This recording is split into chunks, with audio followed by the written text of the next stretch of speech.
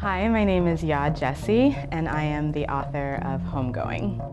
Homegoing is a novel that follows the family lineage of two half-sisters born in Ghana in the 18th century.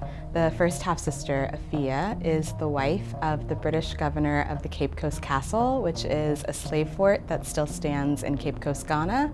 And Essie, the second half-sister, is kept in the castle as a slave before being sent to America. So the novel follows their descendants down the line through to the present day. Let me say thank you for including a family tree on the inside of the book. Sure. This is something that I hope you will use your platform as a famous author to encourage all other authors to put in their books, because I saw it first before I began reading, and then I kept it bookmarked and I just went back to it again and again.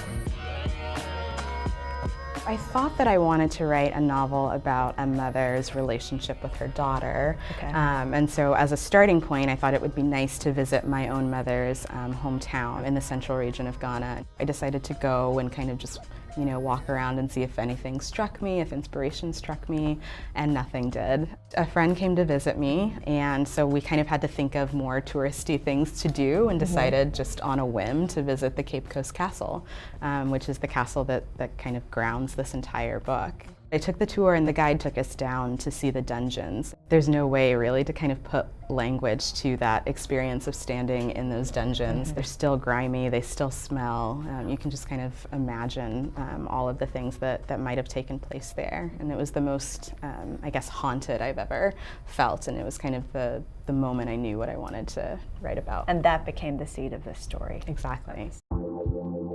I think if I had known how much research it was going to take when I started writing this, I never would have written it. I mean, I started with that trip to Ghana and then just made a family tree, going back to that kind of looked exactly like the one in the front of the book, except it also had the dates that each chapter would take place in, and then also one thing that was happening politically, historically, in the background during that time period.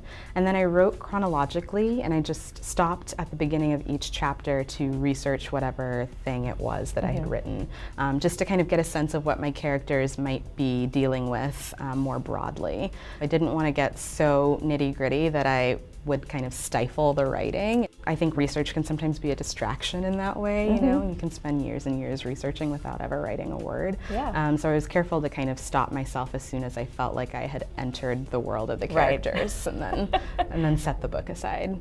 Thank you so much for being here today. Yeah, my pleasure. Thank you for having me. And thank you for joining us for A Word on Words. I'm Mary Laura Philpott. Keep reading. The first story I ever wrote actually was for the Reading Rainbow Young Writers and Illustrators competition. Really? Yeah. I was 7 years old, and LeVar Burton signed my certificate.